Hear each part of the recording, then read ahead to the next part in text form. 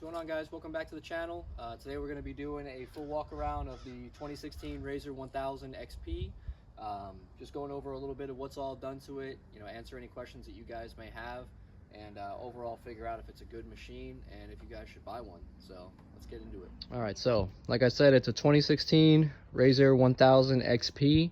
It's got a lot of bolt-ons. It's got a lot of modifications done to it. We'll start with the wheels and tires. These are new Turbo S takeoffs, and they're 32-inch tires by 15-inch wheels. 32 by 10, 15. The offset is a little bit low because the Turbo S is so wide because of its suspension and its A-arm. So I have 2-inch spacers all the way around on all four, so it kind of gives it a nice wide stance. It didn't look too bad before, but it was pretty narrow, so I wanted to make the stance a little bit more aggressive and also increase stability. So I threw the 2-inch spacers on there, so it's a +4. I want to say it's about 68 inches wide with the spacers on it, so it doesn't feel too wide as far as getting through the trails. You don't feel like you're really going to clip anything unless you go through some real narrow stuff. Then you kind of have to be careful, but it's not too bad. You kind of get used to it. Also, it does have tender springs. So the 16s only came with a single stage shock. These are dual stage with aftermarket tender springs, so it does give it a little bit of a lift. There also is a 2-inch bracket lift on this as well. I bought it like that. I wouldn't really recommend it. It does kind of change the geometry of the shocks. Instead of them leaning in more, they're kind of more straight up and down. It does affect ride quality a little bit. However, I did decrease the pressure in the tires to about 12 pounds, and I did lower the spring rate on the machine. So I spun these shocks up a little bit so it didn't ride as stiff, and now it rides okay. It's not too bad. I think I will eventually take off the bracket lift. Also, a necessity on these is a front winch. So this is a Polaris OEM 3,500 pound winch with a rope winch, braid winch. So I'd recommend that over the stainless steel, just because if you go through water or anything like that, you sometimes have to pull it out, wash it out, and spray some type of lubricant on it, just because it will get rusty and it'll get bound up in there. So that's what's nice about the rope. There's really low maintenance on that. You don't have to do anything with it really. It also has a half windshield on it. I do want to get the full windshield. The Super ATV windshield's the best one. It has the flip up, so you can turn into a half windshield. This was just something temporary because when I got it, it didn't have any windshield on it at all. So this was 70 bucks off eBay. I will eventually bite the bullet and pay the $325 and have the full windshield, because it is going to be nice to have a full windshield with the option of having a secondary or a half windshield rather when I push the top up. So that's definitely next on the list. As far as lighting, it does have the stock LED headlights, but I also added a light bar in the front, and I just added these really cool side mirrors. So they are LED as well. They're run to a separate switch. So I have the light bar on a switch, and then I have the side mirrors on a separate switch as well. So these have LED lights here to point out on the side of the machine, and they also have them on the bottom so that when you get out, you can see what's on the ground near you. So I'll turn those on so you can see. So I have them wired here. I've got the light bar wired up here, which is extremely bright. So under certain conditions, that's necessary, but most of the time you don't need it to be that bright. So I usually run the headlights, and then I have the side mirror lights here on this switch. So these actually produce a lot of light. You can't really tell right now, obviously, because it's bright out, but these produce a lot of light. So what's nice is if you need just a little bit more light, instead of having to turn the really bright light bar on, you can run the headlights and then the side mirror lights, and it gives you just enough light to where you're not blinding whoever you're riding behind, but you do have a little bit more lighting. So I'd highly recommend these. These are 100 bucks on eBay, and then I just color match the little inserts that come with it to match my machine. So those turned out really nice. This machine also came with a Bluetooth stereo roof from SSV, 6-speaker. It sounds really nice. It's very loud. I just wish I had a little bit more bass.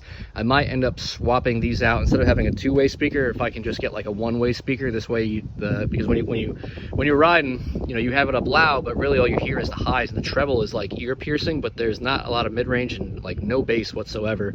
At least you can't hear it when you're riding. So I would end up eventually swapping these out, I think, to something with a little more bass, a little more mid-range to lower bass range.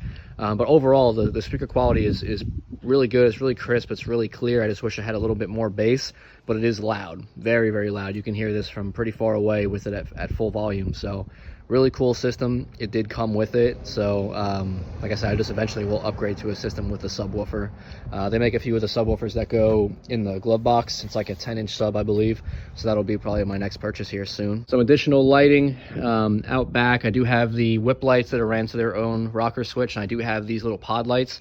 These are awesome. They're Nightlight brand, and they're super bright. So they have 4 individual, actually no, they have 5 on top and 5 on the bottom, so 10 individual LEDs, and they have that LED strip in the middle. So these are extremely bright. I'll kick them on for you so you can see them. So I have hooked up to the rear lights here, and then I have the whip lights here. So I kick those on, and like I said, it's daytime, so you can't really tell, but these are plenty bright. I was thinking about possibly hooking those up to come on when I go into reverse, the pod lights, so I have like a reverse light essentially, so I can see what's behind me, but it's not too big of a deal just to hit the switch when I go into reverse. So those are really cool as well. So this machine also came with Gibson Performance exhausts, and I'm gonna do a little sound clip for you guys. I'll insert it in here, but it's very loud. It sounds awesome. It sounds really mean. It sounds really aggressive. Probably one of the best sounding exhausts that you can buy, but the only downfall is it's extremely loud. Anything more than like half throttle, and you really can't talk to your passenger unless you're like screaming, because it's really loud. It does have a nice deep 30 tone to it. I just wish it was a little quieter. You can buy the silencer tips that go into the exhaust, but they're $120 a piece. So I think what I'm going to do is take this exhaust off, and everybody's been recommending the Trinity Stage 5 exhaust because it does have a deeper tone to it than stock, but it's not so loud.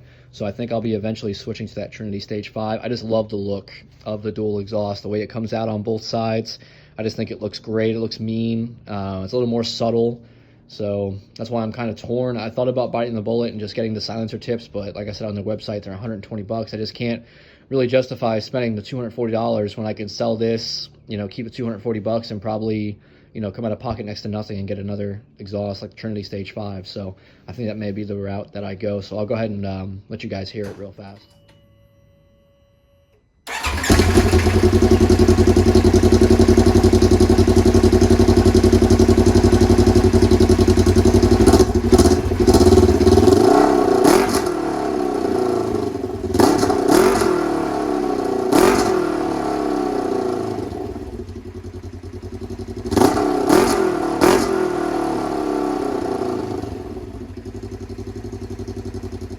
So yeah, like I was telling you guys, it's loud. It sounds so good. You know, if I'm just riding by myself and I got my buddies riding with me, you know, in their own machines, it's not too bad. But if I'm with the wife, or, you know, I got my son in the car, in the side-by-side, then it's just way too loud. You know, it's just annoying. And around the neighborhood, you know, some people will think it's too loud and they'll call the cops and stuff. So that's kind of why I want to switch to a different exhaust. Love the sound, but it's got to be a little bit quieter. So also, these do not come really snorkeled per se from the factory. The air intake is usually here. This is actually where the belt intake goes, and then the other side you typically have the intake for the motor, and that goes through a tube and then up into the airbox there and then into the motor. So what I did was, when I got this machine, you can tell it was snorkeled because there was already holes cut out in the machine for snorkels, but the person I got it from, I guess, removed them. When they did, they also removed the intake hose for the belt box, and they also removed the little exhaust hose. So the stock exhaust hose just comes out, and it's got a little metal grate on the front, and it's only, you know, probably about that high. So the problem is, if you're going through water or anything like that, you know, if you let off the gas and stop the exhaust from coming out of the belt box, your chances of sucking in water into the belt box and getting your belt wet is a lot higher, because it's not very high, you know, off the ground. You're only probably about maybe 2 feet of water, and you're going to start getting water into your belt box unless you really stay hard on the throttle and keep pushing the exhaust out. So what I did was I switched to a high lifter belt box cover. So that deletes the little exit that comes out of this side here. And then what I did was I took the high lifter, I'm talking about the RZR 1000 high lifter model. So this just bolts onto the exhaust part of the belt box where the original one goes, comes straight up. And then what I did was I used a piece of PVC here and then to a PVC 90, and then I just cut out a tip to make it look a little bit better, and then color matched it to my machine. Same thing with the belt intake.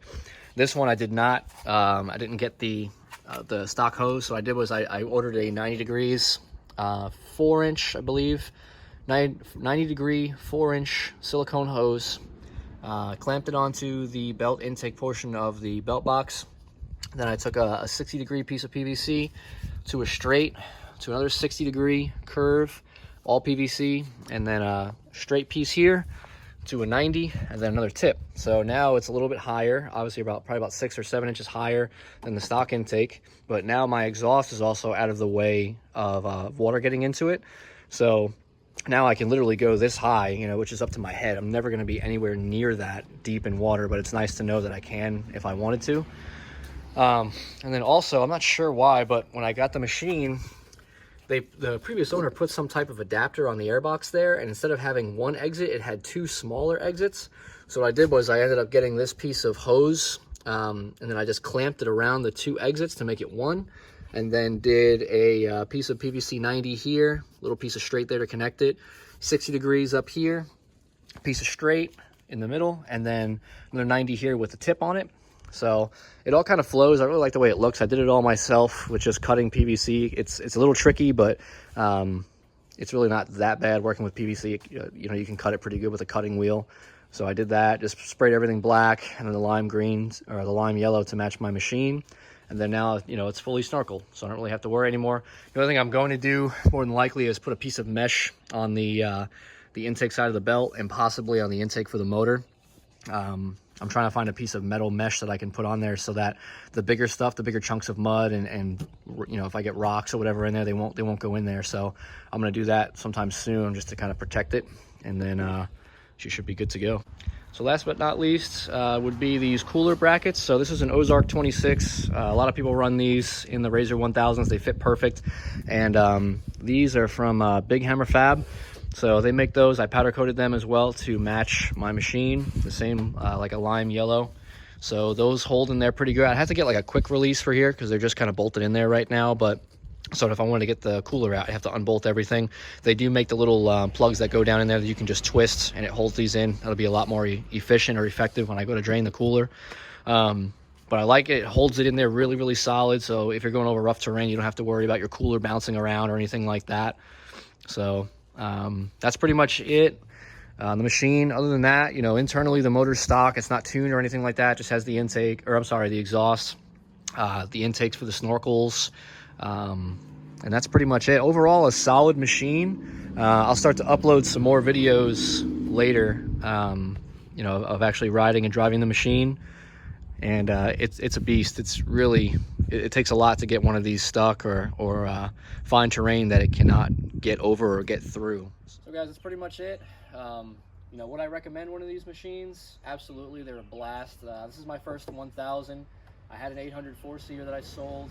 I had a 900 XP 2-seater initially, sold that. This is definitely a lot better, especially with the power steering.